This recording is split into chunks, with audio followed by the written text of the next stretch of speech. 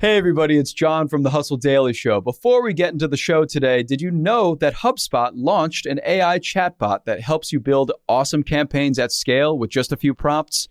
It's called Campaign Assistant, and it's a totally free-to-use AI tool made for marketers and business leaders who spend hours a day on content creation. Campaign Assistant will transform the way that you build marketing campaigns at scale.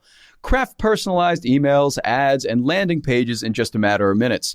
Just pick the content type, add the key selling points, and let the AI take it from there. And the best part, it works seamlessly with all of HubSpot's marketing and sales tools to scale your output across email, social, and more. So AI your way into the most effective campaigns yet at HubSpot.com/campaign-assistant. Howdy, folks. Good morning. It is Friday, July 28th. I'm Jacob Cohen here with Juliet, Bennett, Rylah, and this is the Hustle Daily Show.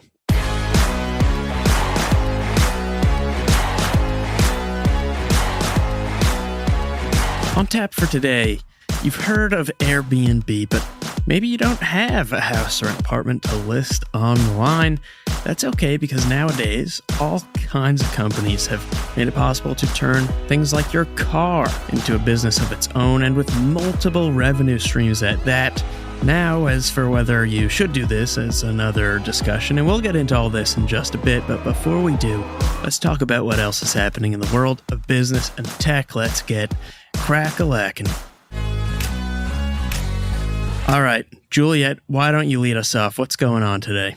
All right, so first up, I think we were all kind of wondering what would happen to Gene X Huang. He is the person who had @X on Twitter. Yes. But Twitter is now X, so, confusing. So Gene had the handle since 2007, and X, formerly Twitter, took it away. I think people were wondering what kind of compensation he might get. Not a lot. They are going to let him pick a new handle and transfer all of his stuff over to that one. But other than that, he's getting some merch and to meet with the management team, which no thanks to both things. No thanks. You wouldn't take that deal? I feel like walking around with a shirt that just said X on it or something would make... Yeah. I just feel like it looks like I'm like a spicy adult site. Oh, gosh. Maybe people would get the wrong idea. Yeah, I personally did not find this surprising. I mean, I was honestly surprised they gave him that much at all, right? Was this nice? No, obviously it was not a very nice way to go about things, taking someone's handle they've had since 2007. Now, was the company allowed to do this? I think so, it seems. Yeah, almost definitely. Yeah. In an ideal world, a major social platform wouldn't be doing a major identity pivot decades into its existence in the first place, and we wouldn't need to be dealing with any of this. So yeah, exactly. Exactly. But that's not the world we live in. Right. Speaking of another platform that decided to do a random identity change, Meta, formerly Facebook, its Q2 revenue jumped 11% year over year to $32 billion. Shares went up about 8% on the news Thursday morning. Analysts say it's because online ads are back. There's been a rebound there. And also Zuck's year of efficiency, which I think is just short for the fact that Meta laid off 21,000 people since November. That's definitely part of it. Definitely part of it. I think this was pretty big. For one, it comes just after Snapchat released really disappointing earnings and outlooks, right. Which just, I think, underlines how positive Meta's positive earnings were.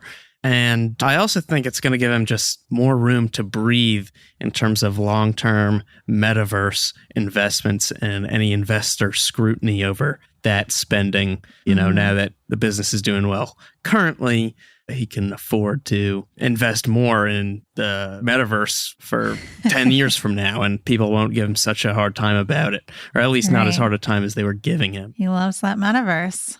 He does. Another company paring down is Waymo. They are going to focus on self-driving ride-hailing tech and pump the brakes on autonomous trucking and delivery efforts. So cutting down there too. Cutting down there. I think this is interesting. For a long time, I think most people thought that the autonomous trucking, delivery trucks, semis that are driving long distances on highways would be like a thing way before robotaxis driving you around major cities. But it almost feels like that's flipping on its head. And I don't know if this is really a PR thing that they're just better at, or if it's actually the fact on the ground. But I feel like we've been seeing a lot of progress the last year or so with these robotaxis in San Francisco and Arizona from Waymo and other companies too, driving people around. And it's interesting just because it might not be how people expected this to go just a few years ago. We'll see how it turns out, though. Absolutely. I would have thought that it would be delivery trucks because I think a semi-truck driver is only allowed to drive 10 hours before they have to take a nap. They have to go to bed. And robots have no such limitations. So that's true. I guess we'll see. And speaking of drivers, we are just connecting one thing to another thing today. Yes, we are. It's good. It's good. This doesn't have entirely everything to do with drivers, but a lot to do with drivers. So the Biden administration announced plans to protect workers from extreme heat, plus $7 million to improve weather forecasts, a couple of other changes here. And this announcement comes as delivery drivers are fighting for reliable air conditioning in their vehicles. A lot of people, especially delivery drivers, also farm workers, anybody who works out in the heat, is susceptible to getting really sick or even dying if they do not have these protections in place. Yeah, I saw one funny, well, first of all, big week for the Teamsters. Right. Getting some air conditioning in their new agreement, I believe. I saw one TikTok, I think, the other day. It was like, a home security type video from one of those cameras. And it was of a person who had a pool at their house and left a note for a delivery driver saying, feel free to take a swim because it was a really hot day out. And the delivery driver just takes his phone out of his pocket, keeps all his clothing and shoes on and just dives into the pool. That's smart. Smart, but I guess it underlines this whole issue. And also, considering it wasn't supposed to rain here the other day and ended up pouring for about 5 hours straight, I'm all for more tax dollars going to improved weather forecasting. Sounds great to me. Fair enough. Yes. And finally, this is something I didn't know existed. Recycling fraud. A California family made $7.6 million by taking used cans and bottles from Arizona, where they're worth $0, and recycling them in California, where they're worth about 5 to 10 cents a piece. Unfortunately, California prosecutors have accused the family of recycling fraud, something that 93 people have been convicted of in California between 2010 and 2019. I don't think I would have ever imagined that someone could get in trouble for recycling, but I guess so. Yeah, because you see 5 to 10 cents. Who would ever put in the effort to do this? But that's exactly the point. Yeah. They're capitalizing on something no one else is going to capitalize on. Very innovative. That's all I have to say about this. Right. All right. And we're going to talk about another hustle, one that is legal. You don't have a house to Airbnb.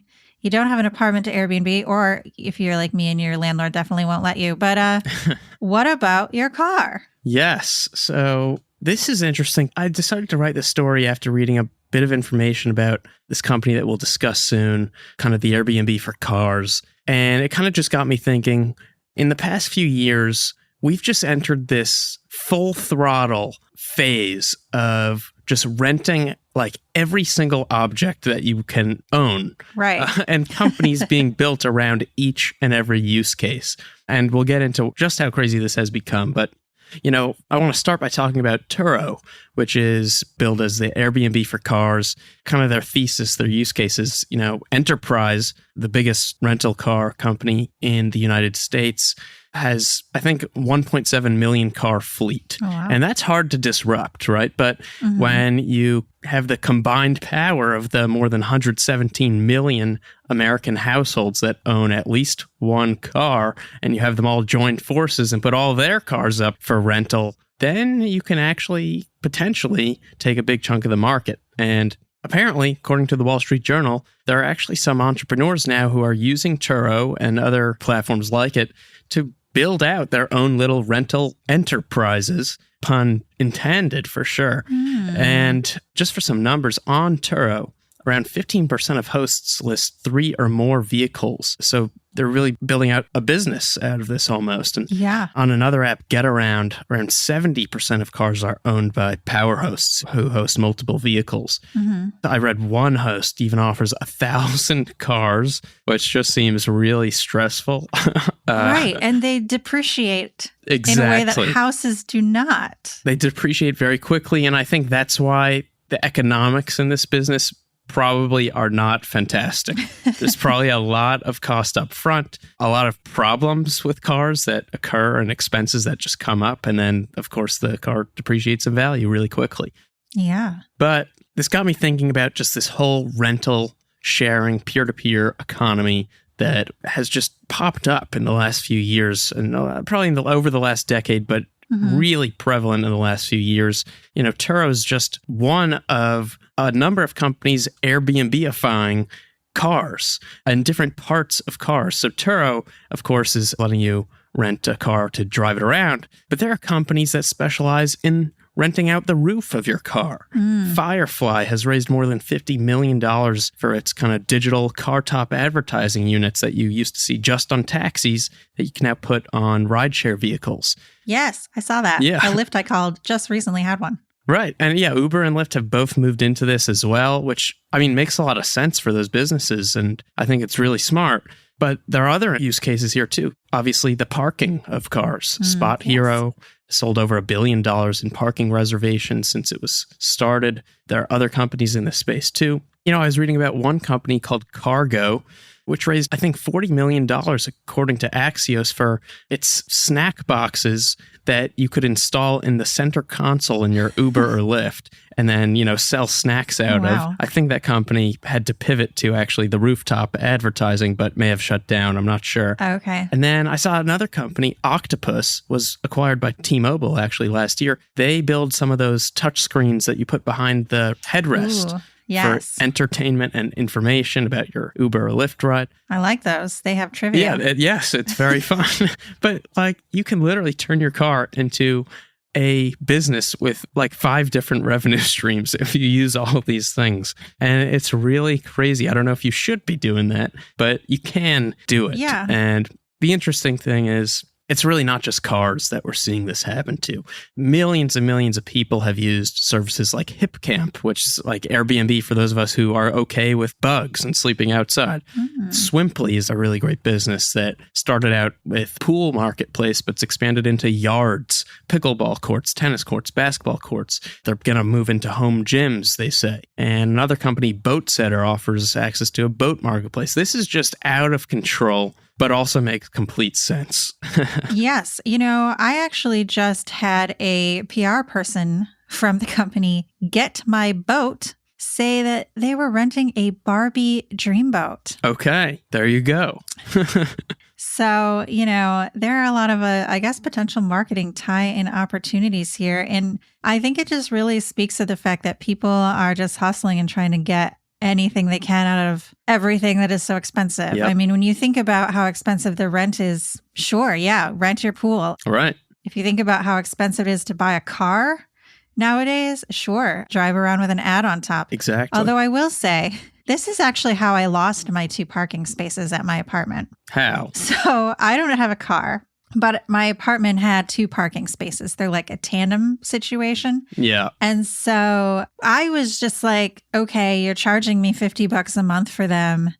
Regardless, I'm just going to let my friends use them and my cat sitter. And so that's what I was doing. And then I got a letter on my door telling me that someone was renting out their parking spaces, and you are not allowed to do that. And so now only registered cars can be in the garage.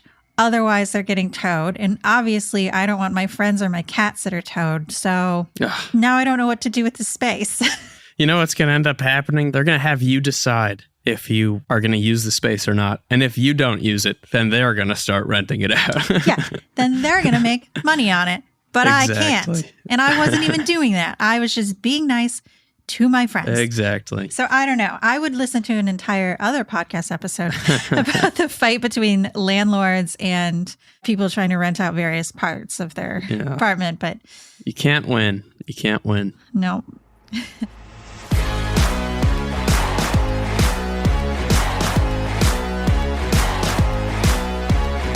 And bada bing, bada boom. That's going to do it for us today, folks. Thanks for tuning in to The Hustle Daily Show. We're a proud part of the HubSpot Podcast Network. Our editor today is Robert Hartwig. Our executive producer is Darren Clarke. We've got a lot more tech and business coverage in our newsletter, which you can subscribe to at thehustle.co/email. Hope you have an awesome Friday. We're done with the week. Everyone can relax and breathe. See you right back here next week, bright and early, Monday morning. Have a good one.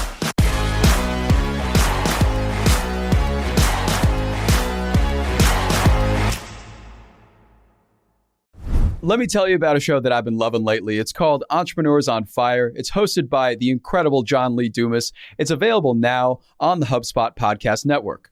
Entrepreneurs on Fire stokes inspiration and shares strategies to fire up your entrepreneurial journey and create the life that you've always dreamed of. I'm a big fan of this podcast. It has energy, it has value, and it's all about learning about entrepreneurship. I was just listening to an episode the other day. JLD interviewed Jay Rogers, who was such a wealth of information. He kind of went into how entrepreneurship chooses you. You don't necessarily choose it, and that failure only happens when you stop trying to win. A lot of gems in this one, so I highly recommend checking out that particular episode along with the rest. So go listen to Entrepreneurs on Fire wherever you get your podcasts. Hey guys, if you listen to the Hustle Daily Show on Google Podcasts, we want to let you know that the option will no longer be available pretty soon. Google is sunsetting its podcast app sometime in early 2024 in favor of YouTube Music, and we want to give you a heads up before it's too late, since that time's almost here. The Hustle Daily Show is available everywhere and anywhere that you listen to podcasts, like Apple Podcasts and Spotify. If you're using YouTube Music, we are there as well. If you're an Android fan, there are plenty of apps like Overcast, Pocket Casts, Player FM, and more. So just search for us wherever you decide to listen to your favorite podcasts.